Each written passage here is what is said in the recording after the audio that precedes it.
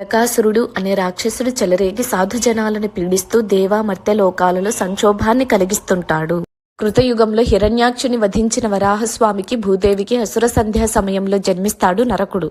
లోకకంఠకుడైన మహావిష్ణువు వధించరాదని తల్లి అయిన తన చేతిలోనే మరణించేలా వరం పొందుతుంది భూదేవి. విష్ణువు ద్వాపర యుగంలో శ్రీకృష్ణ భగవానునిగా అవతరించినప్పుడు భూదేవి సత్యభామగా జన్మిస్తుంది.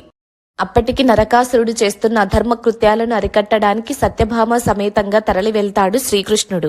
వారి మధ్య జరిగిన భీకర సంగ్రామంలో భూదేవి అంశ అయిన సత్యభామ శరాఘతాలకు మరణిస్తాడు నరకుడు. పుత్రుని పేరైనా కలకాలం నిలిచి ఉండేలా చేయమని సత్యభామ ప్రార్థించడంతో ఆ రోజు నరక చతుర్దశిగా పిలువపడుతుందని వరం ప్రసాదిస్తాడు శ్రీకృష్ణుడు. నరక చతుర్దశి అక్టోబర్ 19వ తేదీన మధ్యాహ్నం 1:51 ప్రారంభమవుతుంది. అక్టోబర్ 20 మధ్యాహ్నం 3:44 ముగుస్తుంది. అంటే అక్టోబర్ 19వ తేదీన ఆదివారం రోజునే ఈ చోటీ దీపావళిని అంటే నరక చతుర్దశిని జరుపుకోవాలి. అక్టోబర్ 20, 25న కూడా కొంతమంది జరుపుతూ ఉంటారు. కానీ శుభ సమయం వచ్చి మీకు అక్టోబర్ 19వ తేదీననే, అందుకనే అక్టోబర్ 19నే జరుపుకోవడానికి ప్రయత్నించండి.